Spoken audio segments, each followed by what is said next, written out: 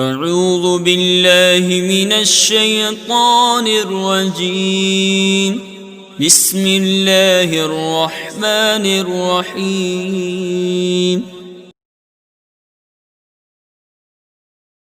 بسم اللہ الرحمن الرحیم۔ میں محمد خوشنود عالم دارالعلوم غریب نواز پریاگراج جماعت رابعہ کے بچوں سے مخاطب ہوں اور نور الانوار کا درس چل رہا ہے۔ مصنف فرماتے ہیں وہی اربعۃ الخاص والعام والمشترک والمؤول لأن اللفظ اما ان يدل على معنى واحد او اکثر فإن كان الأول فإما أن يدل على الانفراد على الأفراد عن الأفراد فهو الخاص أو أن يدل مع الاشتراك بين الأفراد فهو العام وإن كان الثاني فإما أن يترجح أحد معانيه بالتأويل فهو المؤول وإلا فهو المشترك فالمؤول في الحقيقة انما ہوا من اقسام المشترک الذي دل صيغة ولغة وإن كان مفعول فعل التأويل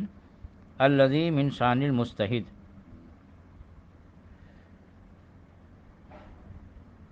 یعنی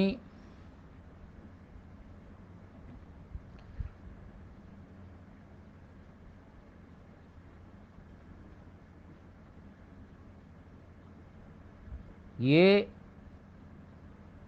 صیغہ اور لغت کے اعتبار سے جو وضع کیا گیا ہے اس کی چار قسمیں ہیں: خاص، عام، مشترک اور مؤول۔ اس لیے کہ لفظ ایک معنی پر دلالت کرے گا یا ایک سے زیادہ پر، پس اگر اول ہے تو وہ منفرد معنی پر بلا شرکت غیر دلالت کرے گا یا شرکت غیر کے ساتھ دلالت کرے گا۔ اگر اول ہے تو یہ خاص ہے اور اگر ثانی ہے تو یہ عام ہے۔ اور اگر لفظ ایک سے زیادہ معنی پر دلالت کرے تو اس کی بھی دو صورتیں ہیں: یا تو اس کے معنی میں سے کوئی معنی تعویل کے ذریعے راجح ہوگا یا نہیں۔ اگر اول ہے تو وہ مؤول کہلائے گا اور اگر ثانی ہے تو اس کو مشترک کہا جاتا ہے۔ پس مؤول حقیقت میں اس مشترک کی قسموں میں سے ہے جو صیغہ اور لغت دونوں لحاظ سے دلالت کرتا ہے، اگرچہ مؤول اس فعل تعویل کا مفعول ہے جو مجتہد کی شان سے ہے۔ یہ عبارت کا ترجمہ ہوا۔ اس عبارت کا مطلب یہ ہے کہ صاحب منار کہتے ہیں کہ وضع کے اعتبار سے نظم کی چار قسمیں ہیں: خاص، عام، مشترک، مؤول۔ ان چاروں کے درمیان دلیل حصر یہ ہے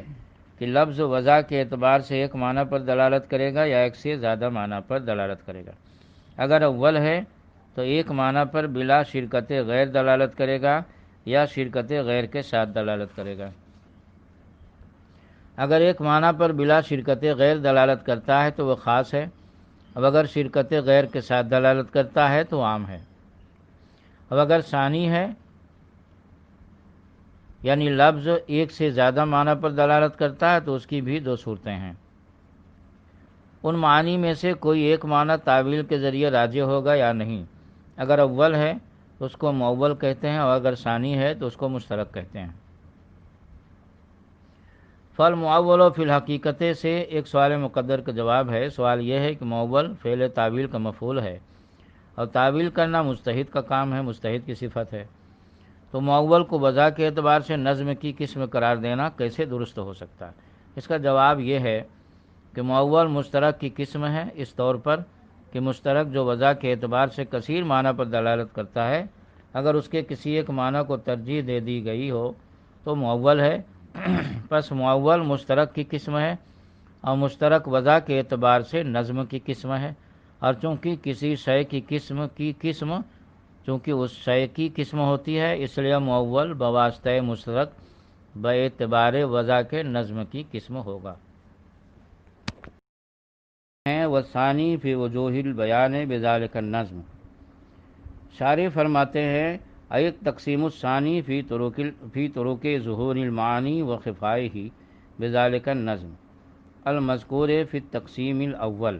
من الخاص والعام، اے کیف یظہر المعنی من النظم مسوکا او غیر مسوک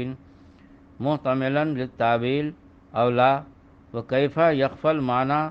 من اللفظ خفاء سہلا او کاملا، یعنی دوسری تقسیم اسی نظم کی بیان کے اقسام میں، یعنی دوسری تقسیم اسی نظم کی جو پہلی تقسیم یعنی خاص عام میں مذکور ہے، ظہور معنی اور خفاء معنی کے اقسام میں سے ہے، یعنی معنی نظم سے حالت سیاق میں یا غیر سیاق میں کس طرح ظاہر ہوتے ہیں، تعویل کا احتمال رکھتے ہوئے یا تعویل کا احتمال نہ رکھتے ہوئے، اور معنی نظم سے کس طرح پوشیدہ ہوگا، تھوڑا سا یا پورے طور پر۔ یہ عبارت کا ترجمہ ہوا۔ اس عبارت کا مطلب یہ ہے کہ مصنف نے فرمایا کہ نظم کی دوسری تقسیم ظہور معنی کے اعتبار سے ہے، یعنی لفظ کے معنی ظاہر ہیں یا پوشیدہ، اگر ظاہر ہیں تو حالت سیاق میں یا غیر سیاق میں، تعویل و تخصیص کا احتمال رکھتے ہوئے یا بغیر اس احتمال کے، اور اگر معنی پوشیدہ ہیں تو کس طرح کی پوشیدگی ہے، تھوڑی سی یا کامل درجہ کی۔ بہرحال ظہور معنی کے اعتبار سے لفظ کی چار قسمیں ہیں: ظاہر، نص، مفسر، محکم۔ ان چاروں کے درمیان دلیل حصر یہ ہے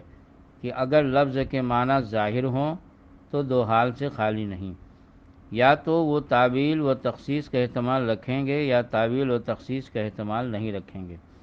اگر تعویل و تخصیص کا احتمال رکھتے ہیں تو پھر دو حال سے خالی نہیں، کیونکہ معنی کا ظہور یا تو فقط صیغہ سے ہو جائے گا، مذکورہ لفظ خواہ اس معنی کو بیان کرنے کے لیے لایا گیا ہو یا اس معنی کو بیان کرنے کے لیے نہ لایا گیا ہو، بشرطے کہ سامع اہل زبان میں سے ہو، یا فقط صیغہ سے اس کا ظہور نہ ہوگا بلکہ لفظ اس کو بیان کے لیے لایا گیا ہوگا۔ اگر معنی کا ظہور لفظ صیغہ سے ہو جاتا ہے تو یہ ظاہر ہے، اب اگر فقط صیغہ سے نہیں ہوتا تو یہ نص ہے۔ اب اگر لفظ کے معنی تعویل و تخصیص کا احتمال نہ رکھے تو وہ بھی دو حال سے خالی نہیں ہے، یا تو اس نے رسول اکرم صلی اللہ علیہ وسلم کے زمانہ میں نسخ کو قبول کیا ہوگا یا نسخ کو قبول نہیں کیا ہوگا۔ اگر اول ہے تو اس کو مفسر کہیں گے، اور اگر ثانی ہے تو اس کو محکم کہیں گے۔ پھر نسخ کو قبول نہ کرنا کبھی تو اس لیے ہوتا ہے کہ عقلاً اس میں تبدیلی کا احتمال نہیں ہوتا، جیسے وہ آیات جو اللہ کے وجود اور اس کی وحدانیت وغیرہ پر دلالت کرتی ہیں، اور کبھی رسول اکرم صلی اللہ علیہ وسلم کی وفات کی وجہ سے وحی کے منقطع ہونے سے ہوتا ہے۔ اول کو محکم لعینہ اور ثانی کو محکم لغیرہ کہتے ہیں۔ لیکن فرماتے ہیں وہی اربعۃ ایضاً الظاہر والنص والمفسر والمحکم، لأنہ ان ظہر معناہ فإما ان يحتمل التاویل او لا، فإن احتملہ فإن کان ظہور معناہ بمجرد الصیغہ فهو الظاہر وإلا فهو النص، وإن لم يحتملہ فإن قبل النسخ فهو المفسر وإلا فهو المحکم، فهذه الأقسام كلها بعضها أولى من بعض، فيوجد الأدنى في الأعلى ولا تباين بينها، وإنما التباين بحسب الاعتبار بخلاف الخاص مع العام والمشترك فإنها مقابلة بنفسها، فلهذا لم يذكر المقابلة في التقسيم الأول وذكر في الثاني فقط۔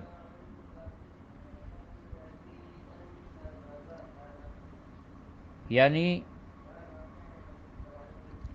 اور یہ بھی چار قسمیں ہیں: ظاہر، نص، مفسر، محکم۔ کیونکہ اگر نظم کے معنی ظاہر ہوں تو وہ تعویل کا احتمال رکھیں گے یا نہیں، پس اگر تعویل کا احتمال رکھیں تو اس کی دو صورتیں ہیں، چنانچہ اگر نظم کے معنی کا ظہور محض صیغہ سے ہو تو وہ ظاہر ہے، ورنہ تو وہ نص ہے۔ اب اگر تعویل کا احتمال نہ رکھیں تو اس کی بھی دو صورتیں ہیں، پس اگر نظم و نسق کو قبول کرتا ہے تو وہ مفسر ہے، ورنہ تو وہ محکم ہے۔ یہ تمام قسمیں بعض سے اولا ہیں، لہذا ادنا قسم اعلیٰ قسم میں پائی جائے گی، اور ان چار قسموں میں باہمی تباین نہ ہوگا، صرف اعتباری تباین ہوگا، برخلاف خاص کے جبکہ وہ عام اور مشترک کے ساتھ ہو تو ان میں حقیقی تباین ہے۔ اسی وجہ سے مصنف نے تقسیم اول میں مقابل کا ذکر نہیں کیا، صرف تقسیم ثانی میں ذکر کیا ہے۔ یہ عبارت کا ترجمہ ہوا۔ اس عبارت کا مطلب یہ ہے کہ صاحب نور الانوار کہتے ہیں کہ ان چاروں قسموں کے درمیان حقیقی تباین نہیں ہے بلکہ اعتباری تباین ہے، اس کے برخلاف تقسیم اول کی اقسام کے کہ ان میں حقیقی تباین موجود ہے۔ ظاہر، نص وغیرہ میں اعتباری تباین اس طور پر ہے کہ ظاہر میں عدم سوق کلام معتبر ہے اور نص میں سوق کلام معتبر ہے۔ مفسر میں قبول نسخ کا اعتبار ہے اور محکم میں عدم قبول نسخ کا اعتبار ہے، اور حقیقی تباین اس لیے موجود نہیں ہے کہ محکم ظہور میں مفسر سے اقویٰ اور اولیٰ ہے، اور مفسر نص سے قوی ہے، اور نص ظاہر سے اقویٰ ہے، چنانچہ ظاہر نص میں موجود ہوگا اور نص مفسر میں موجود ہوگا اور مفسر محکم میں پایا جائے گا، اور جب دو قسمیں جمع ہو جائیں تو ان میں حقیقی تباین نہیں ہوتا۔ پس چونکہ تقسیم اول کے اقسام خاص، عام وغیرہ میں حقیقی تباین اور تقابل موجود ہے، اس لیے مصنف نے ان کی مقابل قسموں کا ذکر نہیں کیا، اور تقسیم ثانی کے اقسام میں چونکہ حقیقی تباین اور تقابل نہیں پایا جاتا، اس لیے ان کی مقابل قسموں کا ذکر کیا ہے۔